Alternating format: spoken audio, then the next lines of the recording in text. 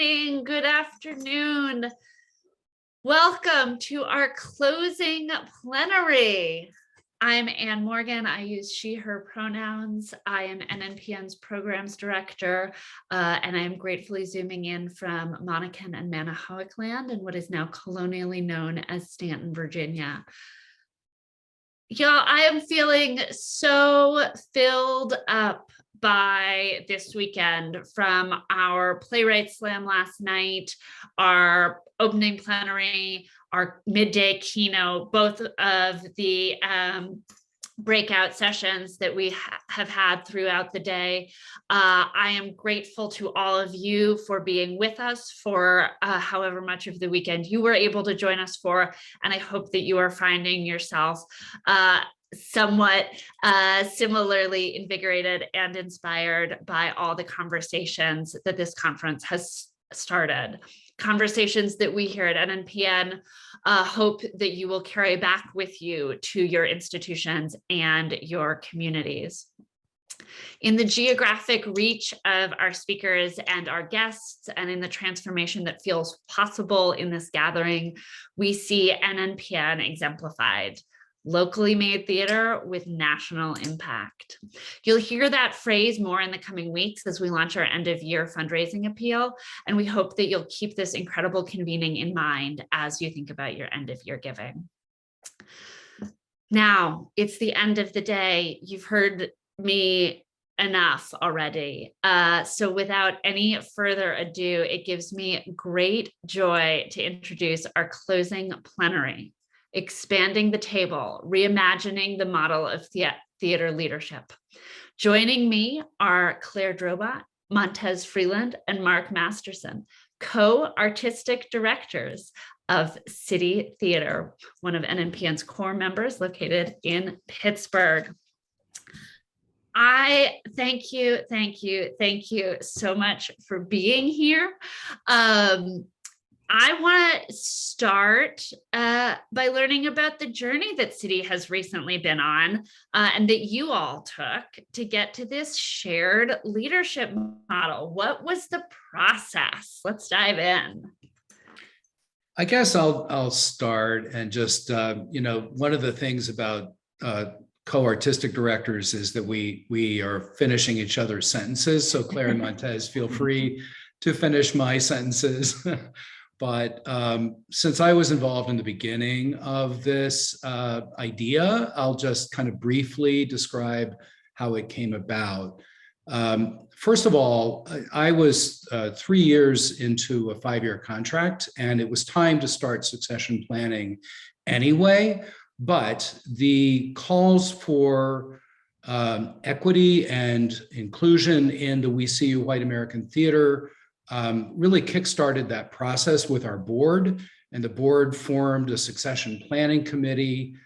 James McNeil, myself were on it, along with a number of other board members and ex-board members, as a matter of fact. And that group of people started to talk about the future and what sort of leadership we wanted, just in an abstract sense, I think, at first. While we were talking, at that time, and this was probably Claire, January, I think, was when these discussions really got underway in earnest. We had already moved to a consensus model between Claire and Montez and myself, and we're trying to make decisions about season planning, about administration, and about other things that artistic directors do with clearly their input, but not their authority at that point. And it was clear to me that we had the future leadership of City Theater right around the table. And so I proposed to the board succession planning committee that we move and examine a shared leadership model. We did some research. We talked to a number of other theaters, ensemble theaters, and others that have moved to this sort of model. The Wilma Theater in particular was of interest to us. We interviewed other board members. We interviewed other staff members as a committee. And then, there was enough interest in this to move it forward and bring Claire and Montez into the discussion to find out if they were in fact even interested in this sort of thing. And I don't know, maybe you two should speak up at that point, because what were you thinking when when you said, yes, we'd be interested? How did that land with you? I guess I was thinking, are we all going to be in that one office together? That was my first time. But we're not. We're in a bigger office, so it's much better. But I think for me, what I was thinking was not necessarily about the possibilities, but more so about what it would mean for City Theater itself and the three of us, and how the three of us, communicate. So really, I started to just look at, in a way, like bird's eye view, about how we communicate, and that is sustainable. And once I did that, I realized that it was, like Mark said, we not only finish each other's sentences, but we really have each other's back. And if someone needs to go and attend to a more pressing matter, the other steps in and completes the job. And we've all done that for one another. So for me, it was more important about how the three of us could connect and work together, and looking at it and investigating that for my own little checklist, we seemed to pass. And then it was about meeting the board and going before the board and chatting with them on a few occasions that really took it to the next step in my head, which expanded what the actual position meant. And that process was eye-opening. That process was a little scary, to go to someone and say, hey, what do you think about this? This proposal? And people were honest. People asked their questions. They said, this is what I feel. This is how I think the pros and cons. And we had to then, in a sense, it felt like campaigning to go, okay, I have a solution for that. I can fix that problem potentially. But Claire, what was it like for you during that time? I mean, I think actually, right, this is going to sound like a really dramaturgy thing to say. Like it felt like a new play process. And I think that was exciting. And it sprang from conversations we were already having about like, what is the culture within our organization? What is the purpose of a regional theater? And, how does theater function and how does it evolve, especially in a moment where you can't physically be in a room with, together, because, this was definitely like in the sort of heart of the pandemic, and I think the heart of not being able to produce in the way we had. And so it felt like the right step. It felt like kind of getting to actualize all of these theoretical conversations we were having. And and I think it's a testament to the board, where folks who didn't necessarily come from a theater background were open to new like power structures and models. And as both Montez and Mark have mentioned, I think we do really counterbalance each other. And so that felt right in the fact that we can push and have debates and not always agree, but find a way to move forward collectively. And we were already doing that. So to get to share that process and invite other people into it,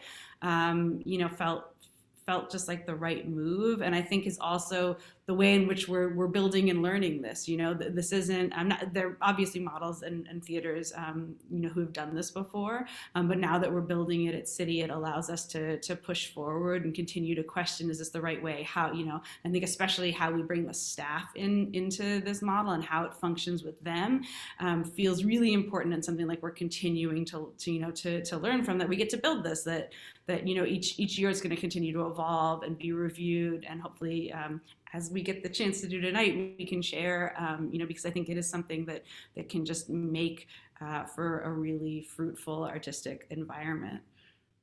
And I'll just mention one other thing, and then maybe you have another question, but it was not a slam dunk. I mean, we had to work to get this through the board and the staff. And there were plenty of people who had questions and who raised concerns, and we had to listen to those questions and concerns and adapt our model. So there were changes that we made from a purely consensus-driven sort of governance model to a rotating chair, for example, that came out of the questions that the board, who naturally, many of them come from a more corporate structure and are having a hard time understanding accountability in a shared leadership model. So we did make changes.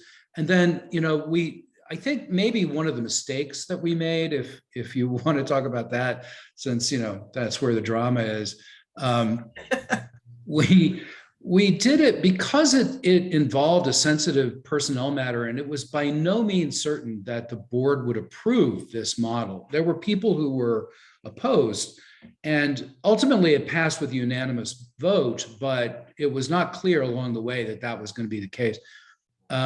We decided to hold it inside the board and the three of us and the managing director, James McNeil, for deliberations until we were sure that we were ready to bring the staff in.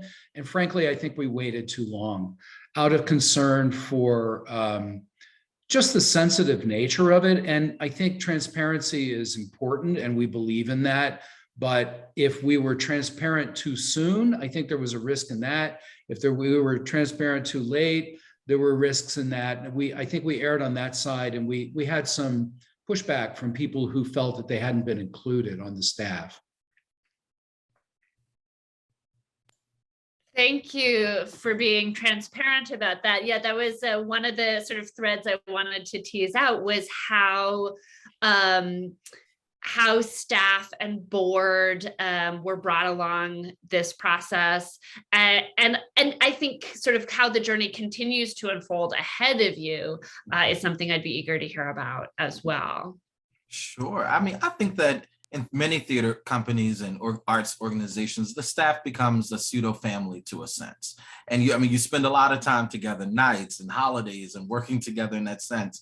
And you grow this rapport, and there's a safe space, a bubble in which we all work within to be as vulnerable as we can be as artists. So when that feels as though something is brewing and something feels a little different, it can have some rippling effects. But what we learned throughout this process was that you have to go through the hard part in order to get to the gold. And I think that we had to mine the sort of the murky aspects of it to realize that what we needed to do was just have a clear-cut conversation about communication and boundaries and expectations and people's goals and dreams for their departments and organizations as well. And that's what really came out of it. And I think that we spent a lot of time last year thinking about what the outside, our constituents needed from us, from City Theater, and how we could serve them. And I think that we were a bit neglectful in how we could serve one another fully and to investigate how we could. But this allowed us to. And it happened right before the season started. So when you think about not just starting a season, but reopening as well after a year and a half of not having audiences, and then this is thrown into the mix. Instead of us getting discombobulated and spreading out and sort of pushing it under the rug, we made it a priority to communicate, to say, how do you like for me to communicate with you? What do you need from me as a coworker, as a colleague, as a human? And that, I think, has brought us to a space of more transparency and honesty, where we can have conversations with people and it doesn't feel personal. It's about the work. It's about the growth of the organization. And then we go, okay, now I got a personal question. How are you? How are things going? And so we're crossing that bridge. We're building it as we're crossing it. But that's what Pittsburgh is, city of bridges. So what's one more? And I mean, I think too, just like on a purely practical level, I think it also is trying to figure out within this model how you also break down some of the barriers that can come up between an artistic department and an administrative department. And what that's looked like has been individual meetings with all of the departments on staff, with the three of us, to say, how do you want to work? So in that way, now we're able to build it collectively with our colleagues who are amazing, and often, in the way that the nonprofit theater is, departments of one, and then also include, our marketing director is sitting in on artistic staff meetings, one of us is sitting in on development meetings, and really figuring out how to keep those lines of communication really open. And I think that's actually been just a great thing of reinvention. And with the board too, we're in the beginning process of a 360 review. So that'll be part of building the job descriptions. And I think I saw a question in the chat about how the kind of chair model works. And I think that's part of it, of how we rotate through, kind of having one person with the final say. So in this case, it's Mark this season, and then it'll be me, and then and Montez, and kind of consecutive years. So being able to have that relationship, and also so now we can all three be responsive, and then it's incumbent upon us to be communicative with each other. So it's a really complex web of communication, which I think is the heart of theater, right? It's how you produce, is figuring out how to keep those channels like open and clear and collaborative. I want to link what I'm hearing from y'all with and maybe add a layer into it. One of the things, Mark, you said at the beginning was that Claire and Montez already had input, right? That predates this process, but they didn't have authority. And now, and the sort of thing that I think is linked with the authority that is endowed to artistic directors is also accountability.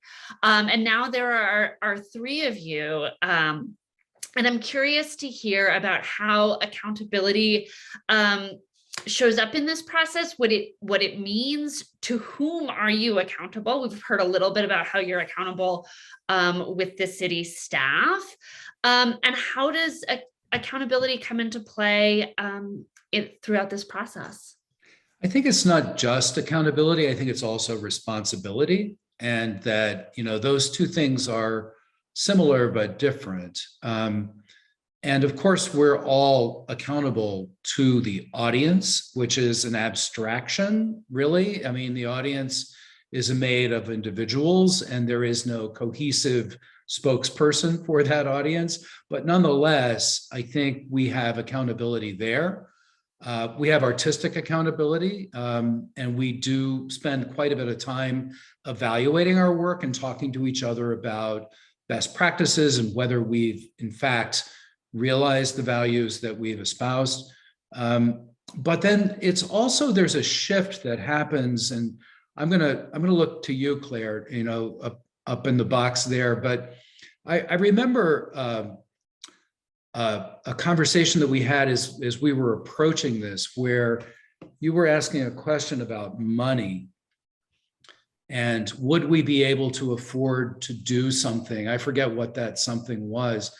And my answer was, well, you and I and Montez have to figure out whether we can have the resources to do that thing that we want. In other words, you don't go to somebody to get approval. You have to make a decision yourself as the executive about what is in the best interest of the company, and you're serving the company. And that company includes the audience, the staff, the board, all of these other stakeholders, the funders, for example. And so, instead of turning to someone else for approval, there's a change that happens with this responsibility and accountability, which is that it rests with the three of us individually, as well as the three of us collectively. Mm-hmm. Yeah, I think that's so true. And I also feel like I think the question of accountability is also, how do you learn from mistakes? Because this isn't going to be a perfect process.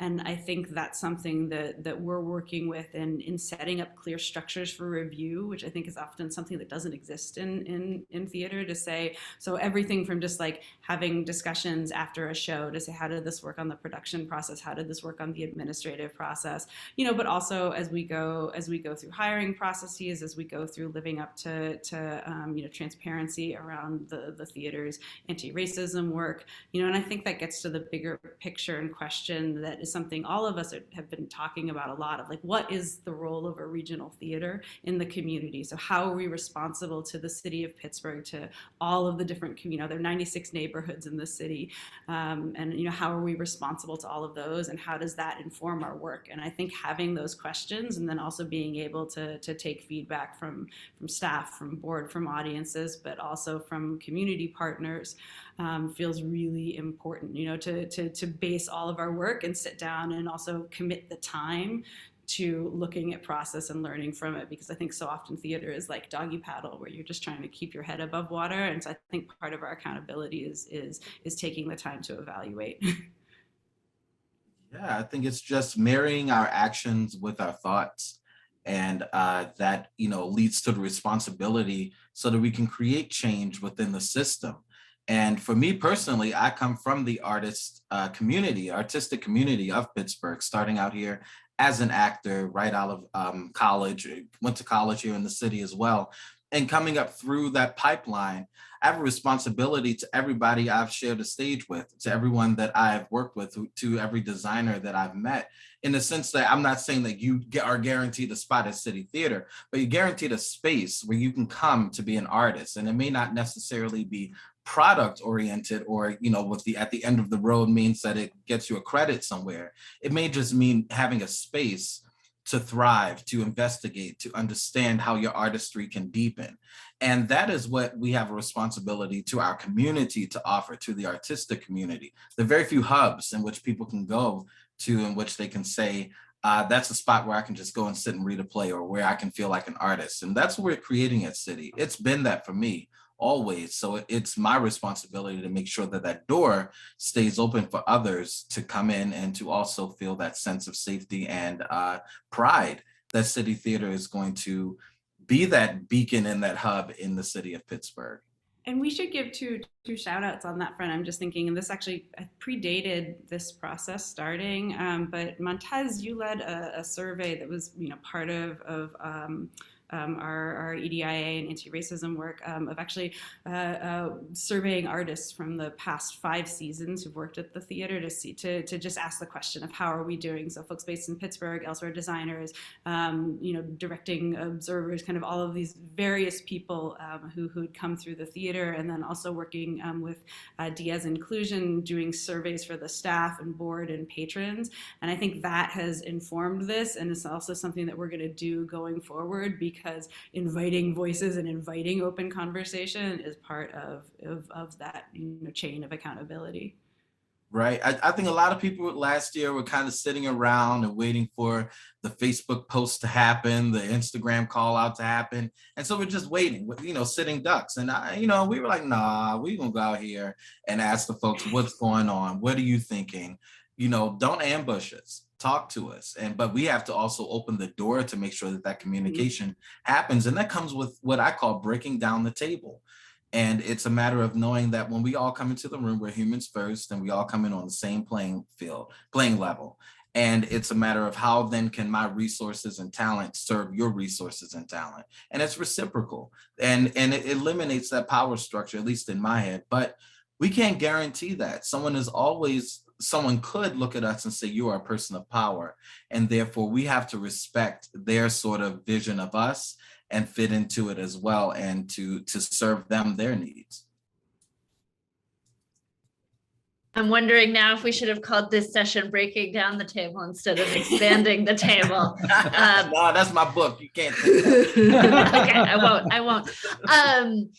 I have so many things that I'm curious about, but I see that we're sort of already blowing up with some questions. And Kristen got one that I had already, so I will combine mine and Kristen's to ask, what has surprised you? What has challenged you? What has delighted you as this has moved from a theoretical hypothesis into the actual experiment of doing the thing? Yeah. I'll start if you don't mind, you guys.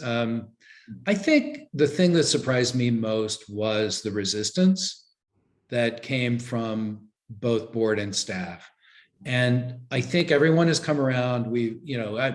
Obviously this is going to continue to be evaluated, but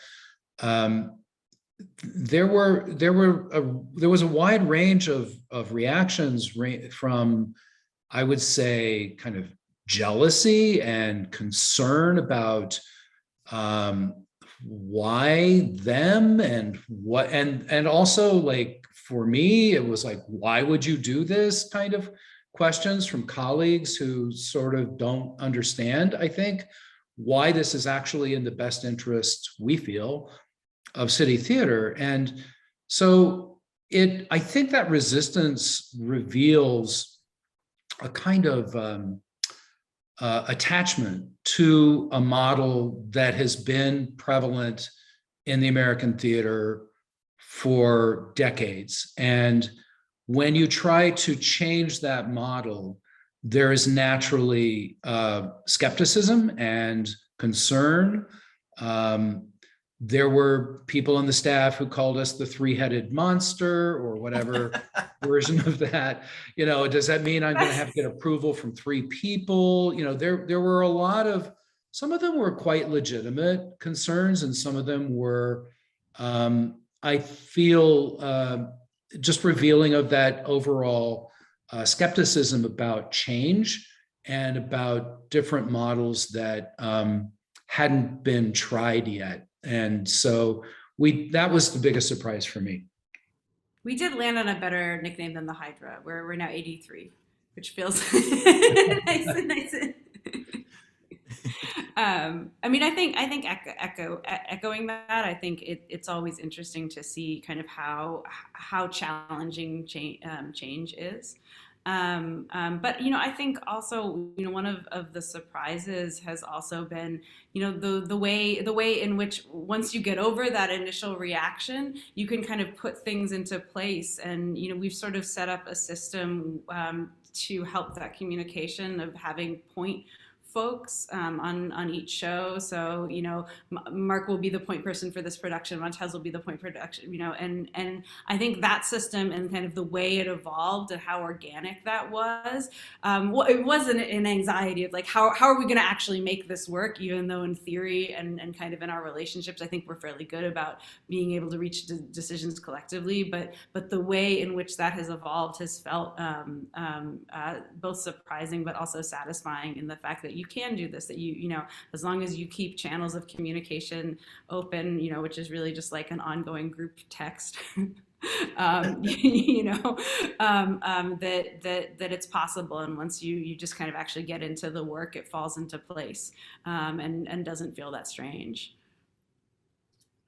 Yeah, I think the whole thing is surprising to me. I'm still trying to, very much be in the mindset of that change. And I think that's been the challenge, is switching the mindset to know that I now have, as Mark put it earlier, sort of the responsibility and the ability to create change. And I've always had the ability to create change. Just by opening your mouth, you can do so. But I think the idea of knowing where to go to get the tool, to get the resource, and then how to place it in action is what has changed and has been the challenge as far as my mind is concerned, because I've had many different positions at City Theater and I've never had this one. So it's about figuring out how do I take those tools and use them, but then also how do I say, hey, I need some help here. I need to figure out how to make this happen and to be open in doing so. And it's going to be a lot of skepticism and a lot of questions, and people have really probing questions sometimes. That was like the most surprising thing, is sort of how familiar people think that they can be when your work is kind of put on the main stage or in a headline. Is sort of the questions that people think that it's appropriate to ask you, that I find to be very egregious at times. Like, it's weird to me that people are asking me about my salary and this and that. But at the same time, I'm now in a position where in the past those numbers have not been told to people, and so therefore they don't know the disparity that have been sort of in the systemic oppression of theater and how much people get paid and so forth. So I got to work on my little PR aspect of that too, and know that those are questions that must be answered because of just the position that theater is in today. Since you mentioned that, you knew somebody was wondering, and they have put into the Q&A box a question about salary. Is it equal? How did the board feel about it? Maybe you were all at parity already. How does salary and pay equity and the fact that you're each coming from different experiences, different artistic places, that yeah, how did the money parts of the conversation go, to Well, the that was one extent of that you the, feel comfortable sharing? it was one of the key questions that the board had, of course. They had a number of them, but that was one of them. And our salaries will be available on a 990 coming to to you soon. So there's no sense in hiding it. But in order to make it work, because the theater was financially stressed at this time, and there was just no way that we could reach pay equity without either a major investment or a major sacrifice. I'll just say that I took a pay cut and used that pay cut to apply to increases for Claire and Montez, which brought us to pay equity. And there will be, we're very close right now, but that will evolve, in the next year or so. So we will get there without causing undue stress for the institution. And then we can kind of go from there. So we did, that obviously was a major question from the very beginning, and we did address it that way. I don't know, Claire, Montez? No, I mean, I think that just the fact that we could talk about it openly and that it was part of our conversations with the board chair, that I think it was actually done in a really thoughtful way, and is part of the process, that it felt like it was organic and is equitable. I really appreciate. Oh, sorry. Go ahead, Mark. Yeah, and I was just going to say that somebody asked a question about is this model for everyone, and I thought maybe I'd address that since there have been co-artistic directors in the American theater for well over 50 years. This is not a brand new thing. SCR, there were 2 artistic directors for 50 years. And there are other examples of that. And I think increasingly there are other examples of that. Steppenwolf just announced, and Wilma. And of course, there are others.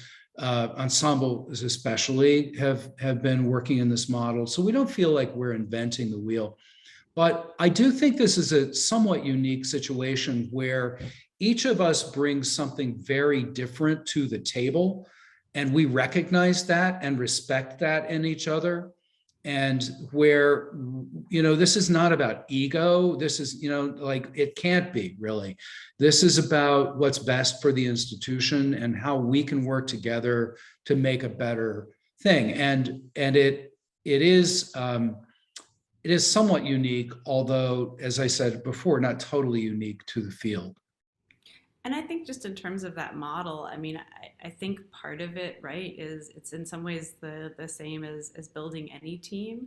That it's how do we counterbalance each other, because as as you said, Mark, and Montez, you said this too, like we all come from very different backgrounds in terms of just like where our theatrical practices begin, and so I think we actually can counterbalance each other and find a kind of collaborative way to work together, and I think too, it's about the rapport you have.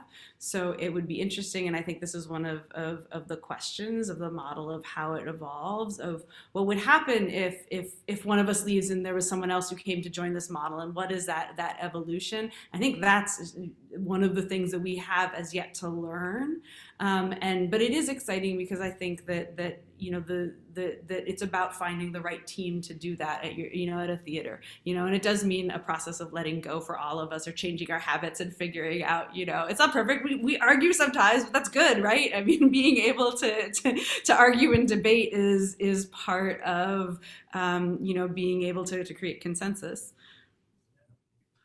I also think for those who are possibly considering this, that it's the idea of looking within your institution and seeing who's there, who's dedicated, who goes above and beyond, who has the room for growth and could benefit from having a sense of autonomy, a sense of responsibility, a sense of collaboration. And that is what Mark did. This model could have been his brainchild, but then also could have been, I'm going to bring 2 people in to make this happen. Mm-hmm. Or I'm going to bring another person in to expand the table, simply based off of, let's say it's a Black woman, and, that gives us a different level of diversity here. But he looked within and said, these, these two people seem to demonstrate some qualities that may be necessary or pertinent to the position, or will have the chance to in a few years get to that point. And that is what I think is important, is as we look around, is looking within the institution and saying who's there, who's put in the time, who will continue to put in the time, and who's going to go out and champion the company into the various communities as well. And I think that is what is the revolutionary part about it. It's that we all are hires from within the company. We didn't walk into the room and apply for this job. We knew where everything was, from the first day. So that onboarding, that transition was rather smooth. It really wasn't a hiccup. And over the weekend of the announcing it to us continuing to do the work. So that would be my biggest question in preparing, is looking within to see who you can bring up to assist and continue the traditions of the organization. I think that's so important, Montez. And I think, I've seen a lot of searches in the American theater in my time. Mm-hmm. And what tends to happen is search committees, are usually chaired by members of the board who have been there for a long time. And they tend to replicate the model that they already know, which is usually, or has been historically, a white male director. And so that's why, change is difficult within an institution. And the other thing that happens is that the people who are already there, when an artistic director leaves and a search becomes underway, the people who are already there almost never get the jobs. They just don't. And so this was a chance to preempt that. This was a chance to say, there are 3 people here who could do this job. Let's do it together. And I know it's scary and I know that it's different, but we think it can work. We're all theater people. We collaborate all the time. This is in our skill set. So we have to set some things aside, and then we have to figure out how to make it work. And that in and of itself is the agent for change here. Mm-hmm. One of the, I want to sort of lean into this, that you all, you didn't have to learn how to use the copy machine on your first day as co-artistic director, because you had this pre-existing relationship with City, and for each of you, that relationship has looked different. And so I've heard a couple times over the course of this conversation, thinking about what's best for the institution, what's best for City. And I'd love to hear a little bit more about how you, in your relationship with City, come to understand what is best for the institution. Oh, that's a good one. Yeah. You guys go ahead, Montez. Okay, I think something that, as we're discovering what's best for the institution, is how do we create a culture in which people can come. We have many people on our staff, some who have been there for over 40 years and some who have been there for less than a month. And but one thing that has constantly been the case with City Theater is that we've had turnover throughout the years of many different people coming to the institution, blessing us with their amazing talents, and then somehow moving on somewhere else. And possibly moving on before we can reciprocate how we can bless them with the resources to expand their talents. And so that's one thing that I'm really investigated into, discovering how we can change the culture to make it so that City Theater is a place where someone who is starting from out of college can say, you know what, I actually want to be here into my 30s, and then from there take the lessons to move on, and knowing that they have the support to do so. So I think for me, it's just looking at the culture and seeing how we can really do the work so that it's a place where folks want to stay. And partially with that, it's always money, it comes down to it to a degree. So it's about how do we provide equitable work, compensation for our staff, as well as thinking about, well, if we can't do it in that sense, how can we create a space in which they feel as though it's worth it? It's worth the sacrifice. And I think that's it's almost baked into the model, in that there's a mentorship aspect to this model itself, in the fact that the 3 of us all have a chance to learn and grow together. But I also think it ties into this idea of community, right? And I think this is true for many theaters. We have a balance of serving both artists in Pittsburgh, not just artists, but community in Pittsburgh, and also being able to support and bring in artists from outside of town. And I think by being able to create a greater continuity to celebrate and elevate folks on staff and also artists that we've worked with in the past and community organizations, it allows city, in terms of what's best for the organization, to continue deepening and building new ties to the community in Pittsburgh. And that's also right, I think a lot of theaters were experiencing a need to reach out to build new audiences and to build back audiences and build back in a new way after the pandemic. So by kind of celebrating all of our connections in Pittsburgh and allowing us to broaden those networks and broaden those networks with a new authority, it only serves to strengthen the organization itself, because it's not just one person who's kind of a figurehead who's out representing in the community. Suddenly, there are 3 and 4 people, and I think we've also been talking a lot about how does that extend beyond us? How is our staff out in the community? How are the artists that we work with out in the community? And just creating deeper ties and expanding the networks that walk through the doors and that we visit in town too. One other thing, and as it relates to what's best for city, and we made this case to the board, this actually has a chance to be much more stable for the institution than, somebody leaves, they get fired, they leave, whatever, they get a better job. And then you have to go through a year of transition and then a year of putting that new person in. And that's very disruptive. It's disruptive to the audience, it's disruptive to the board, it's disruptive to the staff. And this gives us an opportunity, at least. I mean, we still could throw a hissy fit and one of us could leave, but then there'll be 2 other people left, right? And so then they could decide, oh, I'm going to replace that person who just left. Or no, I think maybe it's just Claire and Montez, that are going to do this now for a while until the right other person comes along. It's a stable model. And it also conceivably, it means that you don't have to go out and hire a search firm every few years. I don't know. I mean, I guess you could say that City Theater's been fairly stable because it's 47 years old. There have been 4 artistic directors prior to the 3 of us in 47 years. And 2 of those were in the first 5 years. So, and one of them was me before I came back. So it is a stable field, and that stability is part of the problem. It's part of the strength, but it's also part of the weakness. It's great to have Jack Ruler in his job for as long as Jack Ruler has been in his job. But there's a time when Jack is not going to be in his job, and he's announced that, right?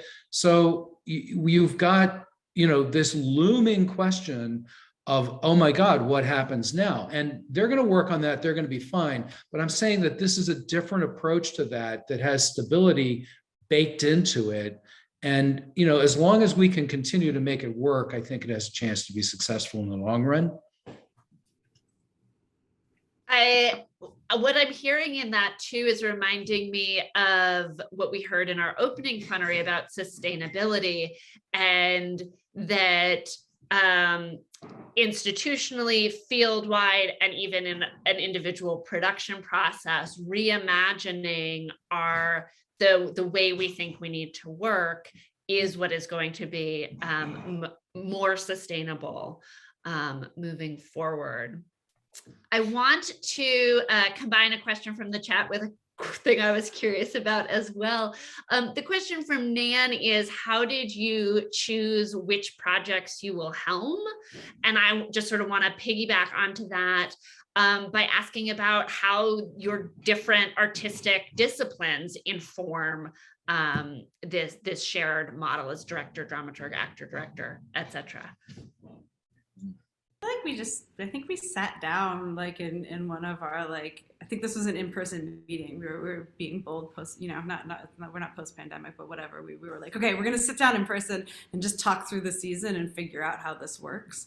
And we're able to, from some of the various connections, of shows where Mark had a deeper tie to the artist, or a project that I've been working on for a couple of years.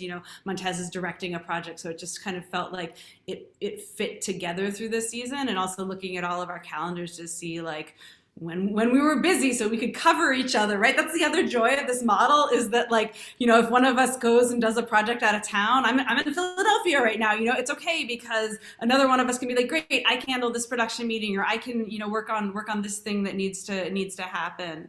That was kind of, I think, how we sort of divided up projects.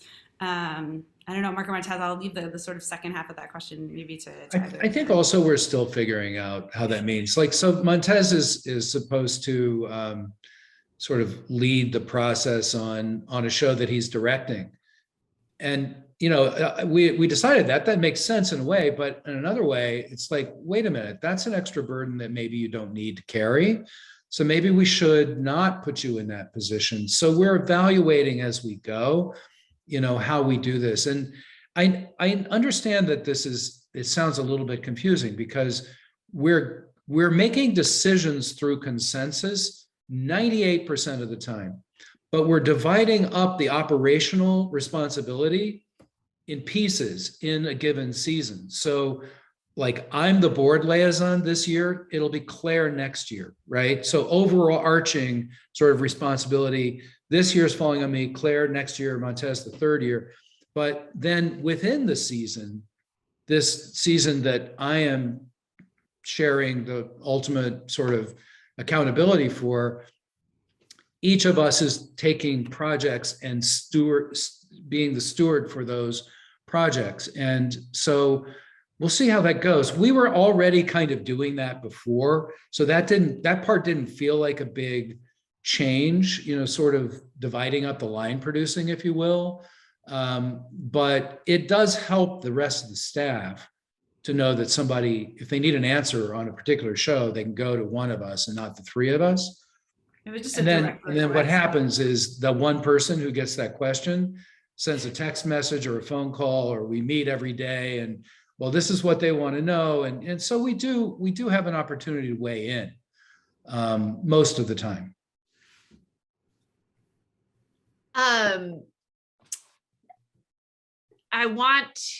We have about 5-ish minutes left, which it feels like woefully not enough time.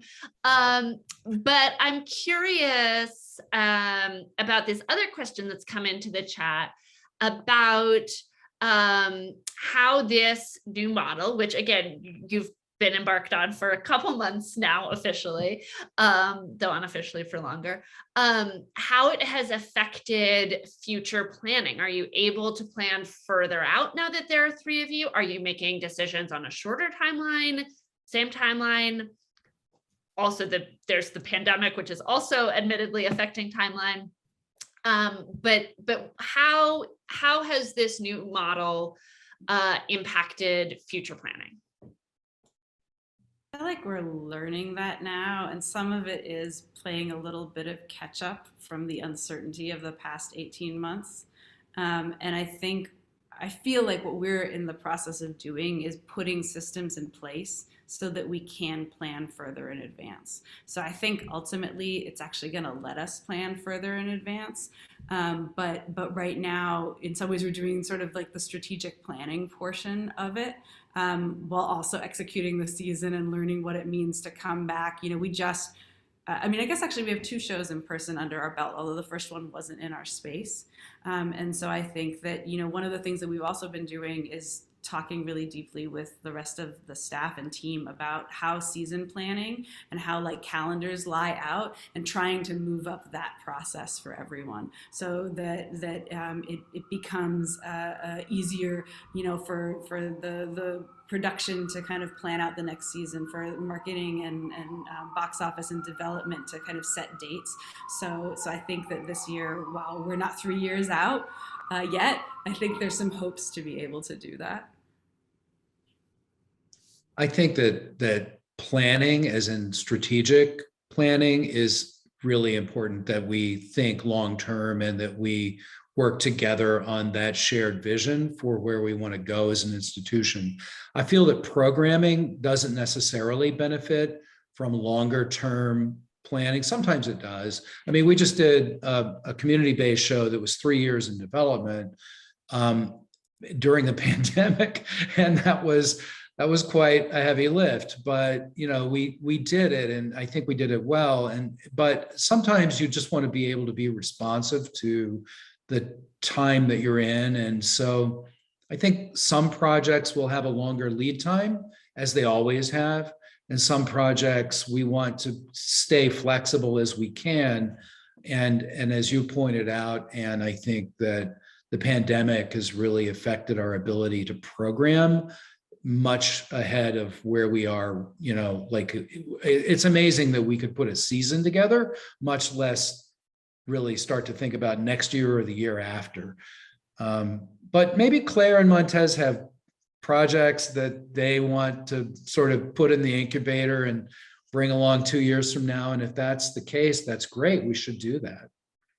Yeah, I think, I feel like if you really sat down and investigated any of our minds, you would probably know that there's something that we have cooking in our head that we want to, work on, like Mark said, put in the incubator to put on the stage. But that's sometimes the easiest way to look at it. It's like, oh, what's the forward thinking of what's on the stage?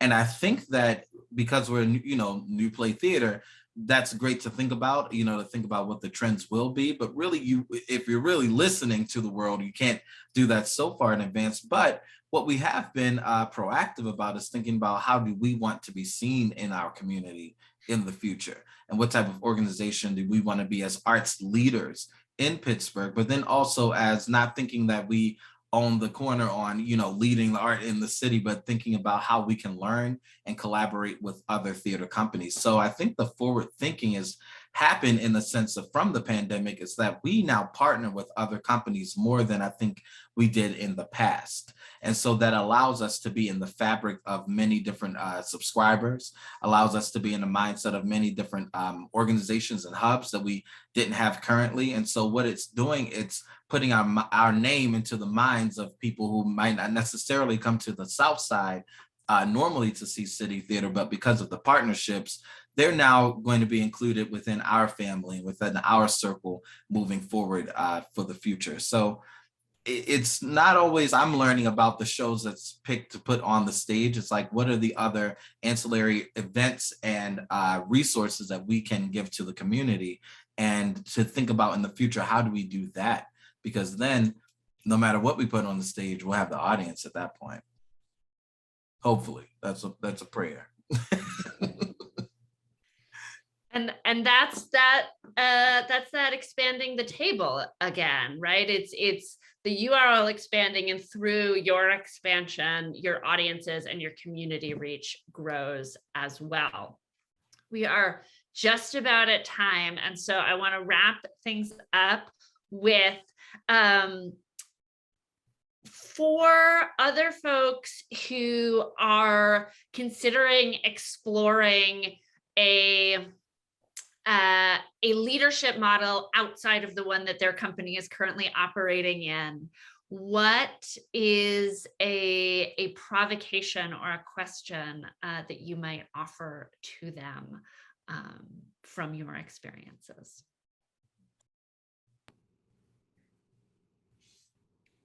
Wow, you stumped the trio. Right.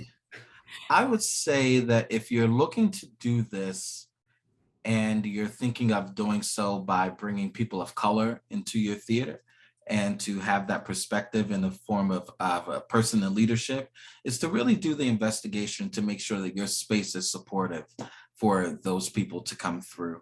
And to say, are we an organization that can provide the support that's going to come through mentorship, through outside resources, through any various different avenues that you need to investigate to make sure that that person is going to be set up comfortably and set up for success. And so that is my wish is that, yes, I want to see the table expanded with many different types of people, reaching beyond just the color of our skin, but also our abilities, as Mark said, of having a dramaturg as artistic director and so forth, but making sure that your company is set up to support them when they need to actually lean on the company to grow, and that it's not a matter of, oh no, you're in the position, you have to figure that out yourself now.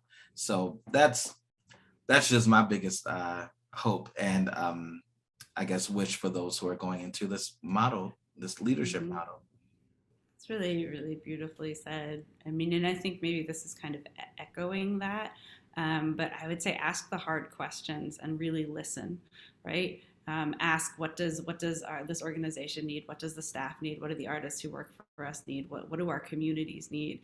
And really listen and go out and do the work. And I think that's part of where this came from of weekly hour and a half long Zooms that we were doing of just investigating the company and breaking it down both on the board level and on the staff level, and town halls we did with artists. I feel like that's part of it, to really ask the hard questions and listen.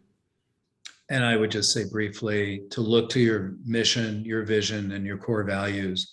And if you do that, you question the structures that are in place that support the model that was there, you should question all of those structures and be open to trying something that may seem a little crazy, but may actually lead you to a place that is a better embodiment of your mission, vision, and core values.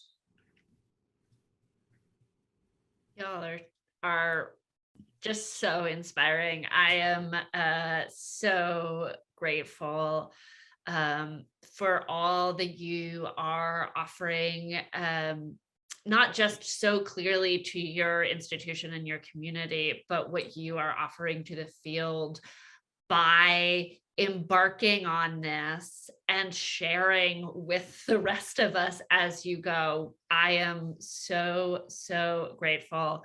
And I know that the rest of the folks here are as well. Thank you, thank you, thank you. I believe that is unfortunately all that we have time for this conversation. I mean, so excited that you are and have been such a key part of the network, because I'm sure this is not the last time that we will be coming to you with questions about how does this work? And at this moment, I am going to pass to my colleagues to close us out for the evening. I think.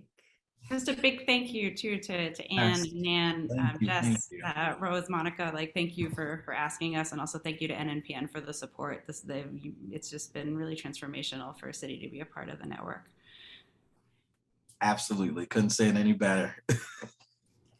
Well, thank you all so much for sharing this with us. What an amazing journey, and I'm sure you're going to be hearing from lots of us with a lot of more questions. So thanks for being with us today. And thank you all, everyone, for joining us today for this wonderful day of learning and listening. I hope you've gotten as much out of it as I have. And thank you especially to our panelists and facilitators and speakers for today. What a great group of people. We are looking forward to seeing you all again for something else that's new. We are doing for the first time on December 14th, a general constituency meeting where we're going to have all of you together for a little bit, and then we'll break out and have our regular annual core meeting to do some business, but we wanted to have everybody in one place.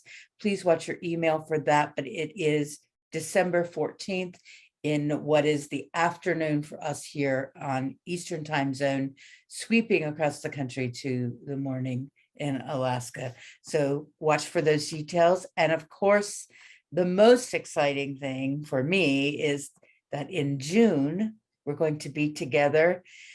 It is our fervent hope, together, really together. So we're going to see you with our own seeing apparatus at Indianapolis, where we'll be with Phoenix Theater Cultural Center in June for the 20th National Showcase of New Plays.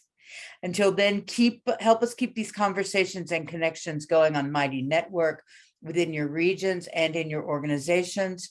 A reminder that the videos will be available soon, so you can share them for things that you didn't get to see or things that you would like to share with your fellow colleagues. Thank you for being a part of what we do to make this work. Thank you for, I gotta say it because it's been all day and I haven't said it. Thank you for making the networking part of the network, making the network work. And I couldn't even say it correctly. The networking part of the network is what makes the network work, and you made it work today. How's that? A special thank you, as always, to Anne, to Jess, to Rose, to Lindy, to Monica, to everybody that helped make this day happen. Thank you all so much. Have a wonderful evening. Don't look for us tomorrow. Offices are closed here at an NPN, but we'll be back. Thank you again for everything. Staff, anything other than waving goodbye? All right. Thank you, thank you, thank you. Good night, all. See you soon.